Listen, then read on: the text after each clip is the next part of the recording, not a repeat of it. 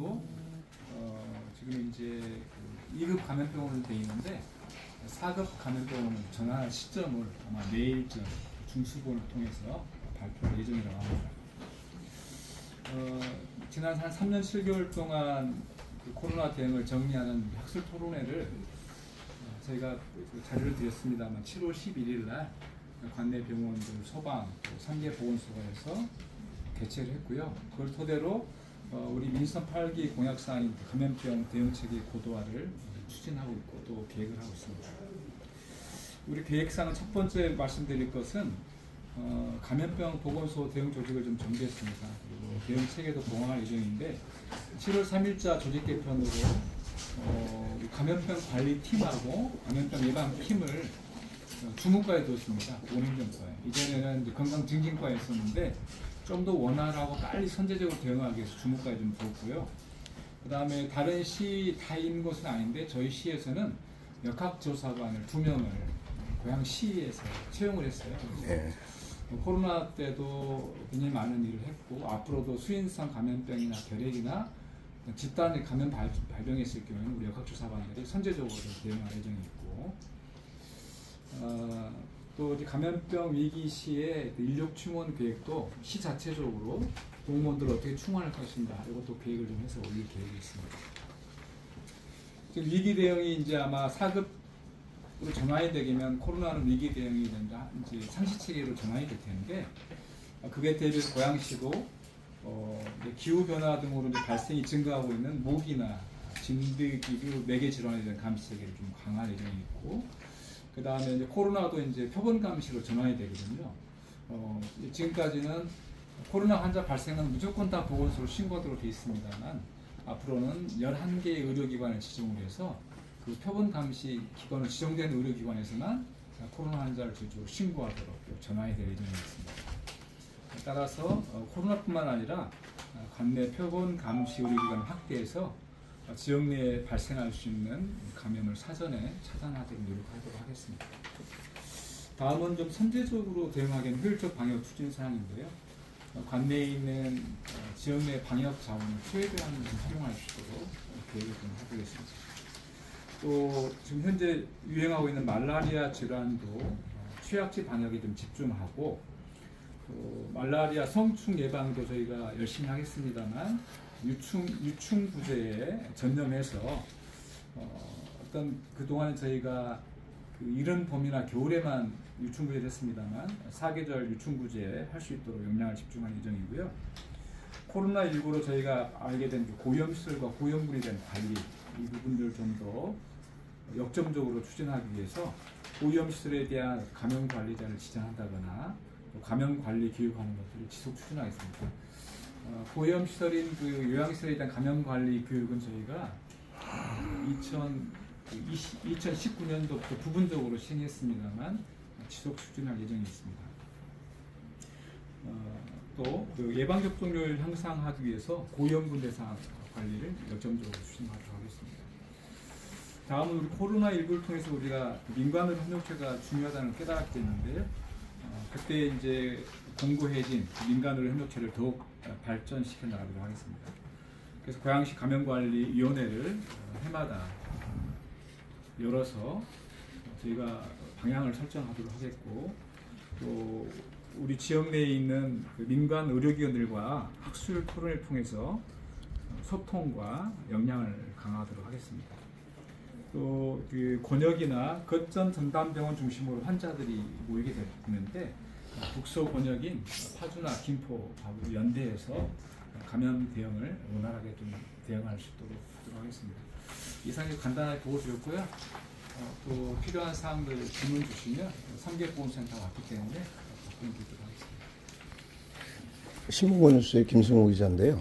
지금 실질적으로 코로나 환자가 현재 상황이 굉장히 늘어나고 있는 걸로 그냥 이렇게 대충 알고만 있지 뉴스고 뭐 기사가 나오고 있지 않아요. 6만 명 6만 명이 초과했다라는 이야기도 나오고 그래서 지금 현재 상황에서 계속 지속적으로 이것이 낮췄잖아요. 3등급으로 낮춘 걸로 알고 있는데 2등급 됐죠. 근데 2등급 상태에서 지금 계속 이제 변이가 발생하게 된다고 한다면 그 부분에 대해서는 어떤 부분으로 대책을 강구하고 계시는지. 네. 일단 그 지난주 8월 둘째 주에 전국적으로 그렇고 저희 고양시도 그렇고 피크를 쳤다가 네네. 지금 이제 감염 재생산 수가 1 이하로 떨어지게 되면 감염이 이제 줄어드는 거거든요. 네. 그래서 이번 주에는 저희 시는 한 15% 정도 줄어들었고 국내가 아마 17% 정도 줄어든 걸로 알고 있는데요. 지금 이제 4급으로 이제 전환하려고 좀 발표 예정이 있는데 물론 확진자는 많이 있지만 유행하고 있는 게 현재 또 XBB 계열 어떤 그 코로나 바이러스가 유행하고 있는데 그 치명률이 XBB 계열 치명률이 0.02에서 0.04% 정도 밝혀지고 있어요. 독감 치명률보다 비슷하거나 좀 낮은 상황이기 때문에 4급으로 체제가 전환이 되어도 일상 회복에 문제는 없다라고 정부는 판단하고 있습니다. 정부 그런 이제 그러니까는 중대보험 입장인 것이죠. 예. 근데 이제 보건소장님들도 사실은 이제 의료인이시니까 여쭤보고 싶은 마음인데 솔직히 말해서 지금 전이되고 있는 상황이나 이러한 그 코로나19에 대한 심각성이 이전에 우리가 경험했던 그러한 부분까지 다시 도출될 수 있는 위험성은 없습니까? 없습니다. 예, 없으세요? 뭐 단호하게 뭐 소장님이 그렇게 말씀하신 거 없네. 중증화요라고 치명률이 문제잖아요. 예. 결국 이제 코로나로 인해서 문제가 되는 것은 이제 병상수를 많이 차지하고 중증 환자 발생하고 사망하고 그것 때문에 일반 환자들, 중증 환자들 치료 못하고 이런 것들이 문제가 되는데 지금 그 병상 자체도 문제가 없고 또 현재 유행하고 있는 변이 바이러스 치명률이나 중증화율이 독감 수준으로 머물러 있기 때문에 대응에는 문제 없다라고 생각합니다. 그 말라리아 모기 관련해서 질문 드리겠습니다. 여기 모기 밀도 조사 강화하고 있는데 지금 이제 고양시가 지금 이제 아까 말씀하신 김포시, 파주시 여기 보면 이제 그 북한과 휴전선을 맞대고 있는 이제 접경 지역하고 같이 있기 때문에 고양시만 그 예방이나 이런 잘한다고 해서 또 될 문제도 아니고 그래서 일단 첫 번째 질문은 관내 그 모기 밀도 조사한 게 있다면 어느 지역이 가장 많이 있고 두 번째 그 특히 이제 말라리아가 이제 모기가 기후와 많이 영향이 있기 때문에요. 기후가 영향이 많이 있어서 전에는 보건소별로 이렇게 한 몇 명 정도 수준이었던 걸로 알고 있는데 이렇게 많아요. 20년, 21년, 22년만 그랬고요. 그 이전 19년은 이제 야외 활동을 많이 한 시기에는 지금과 같은 추세였습니다. 지금 야외 활동이 좀 늘고 있고 비행제 부분에서 이제 그 언론가에게 모기가 그 원충이 있다는 걸 알게 됐고 파주가 지금 환자가 굉장히 늘었어요. 파주가 114명이면 심각한 상태네. 파주의 영향을 많이 받기 때문에 특히 서구 쪽이 좀 많이 발생했어요. 서구 소장님. 그러면 서구 보건소장님도 그것도 책임인가요? 그건 아니지 않습니까? 아니 근데 이게 이제 어쩔 수 없이 반경이 이제 가까이 그러실 수밖에 없겠죠. 조금씩 이동하다 보니까 그런 상황인 거고요. 고양시가 전체적으로 이제 공동주택이 좀 많이 있잖아요. 네네. 그러니까 주로 자연 하천이나 고인물이나 이런 게 많이 있는 어떤 농촌 그런 지역이 많은 곳일수록 아무래도 모기가 많죠. 거기서 생성 가능성이 많으니까. 그래서 유충 부재를 네네네. 동부 보건소는 잘 진행되고 있습니다. 저희 뭐 인간 방역을 하고 아니 지금 실측이요? 예, 저희 지금 그 시장님께서 중간에 그 주차장을 110년을 더 늘려주셨어요. 그래서 지금 그 진행 상황이 그 주차장 같이 파면서 하기 때문에 약간 지금 한 37% 정도. 언제 완공이죠? 내년 9월 예정인데 아마 조금 늦춰질 거라고 얘기는 있는데 내년 9월 9월. 정확하게 나고. 할 때까지. 그 건축하는 거 보고 좀 좋은 자리도 앉아 이렇게 들어가 보고 시설 그런 부분도 해보시고 저기 하셔야 될 텐데 참. 정말 열고 졸업할 수도 있어요. 그냥 빨리 열었으면 좋겠습니다. 예, 아유, 건축 잘 되고 하여튼 잘 뭐 세 분 소장님들이 계시니까 뭐 고양시 뭐 걱정 없겠죠. 뭐. 잘 좀 지켜주십시오. 코로나 기간때도 많이 도와주셨고 예. 그 언론 기자 선생님께서 많이 도와주셔가지고 고양시가 또 다른 지역보다 좀 잘 할 수 있도록 좋은 여건이 마련됐던 것 같습니다. 수도에 대통령 성도 없고 응? 보건소가 고생이 많았지. 고생 제일 많이 하셨죠. 뭐. 고양시 인구가 많다 보니까.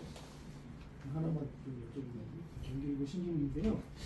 그 이제 이 코로나가 엔데믹이고 이제 독감 수준으로 치명률이 떨어져서 뭐 사급으로 뭐다 이해를 했는데 지금 초등학교, 중학교 다시 개학을 했고 실제로 이제 얘기를 들어보면 지금 학생들이 마스크를 안 쓰잖아요. 네. 그러면 결국 중증 환자는 줄겠지만 감염 환자는 계속 늘어날 수밖에 없잖아요. 근데 더더군다나 뭐 중증 환자가 되지 않더라도 특히 애들이 코로나에 감염되면 힘들고 아프고 또 워낙 감염률이 이게 학교에서 늘어나니까 이제 좀 코로나에 대한 대응책도 좀 그런 식으로 해서 실생활에서 내가 걸렸을 때 감염시키지 않기 위해서 어떤 행동을 해야 되는지 다시 마스크를 강제적으로 쓰게 할 수는 없겠지만 그런 쪽으로 좀 보건소나 시에서 좀 활동을 해야 되는 거 아니냐. 이제 이제 엔데믹 됐으니까 뭐 중증률도 떨어졌으니까 뭐 오케이 이건 아닌 것 같아요. 제가 보기에도. 네. 저도 걸렸는데 되게 힘들더라고요. 근데 애들 되게 힘드니까 이제 그런 점에서 좀 보건소 차원에서 어떤 활동을 좀 하셨으면 좋겠다. 좋은 말씀 주신 것 같아요. 네.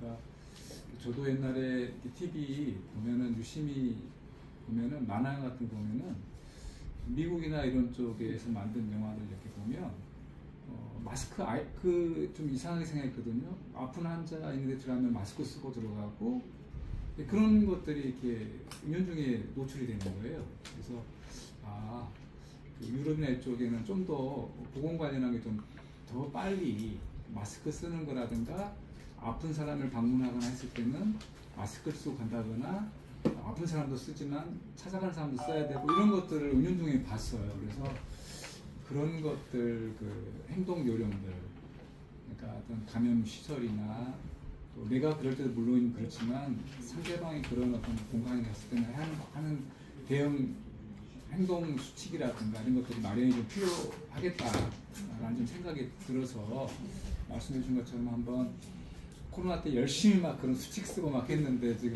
사실 다 나와버린 상태거든요. 그래서 한번 그걸 정리해서 고양시만의 어떤 우선 다른 뭐 질병청에서도 이미 만들어놨긴 했겠지만 좀 한번 해보도록 하면 되겠습니다. 성계 보건소가 좀 확실하게 예산 있으시면 요즘에도 되게 좋아하는 멋진 호텔을 좀 그려서 호텔을 예쁘게 만들고 뭐 하면 전파도 잘 되고 좋지 않을까? 네, 좋을 것 같습니다.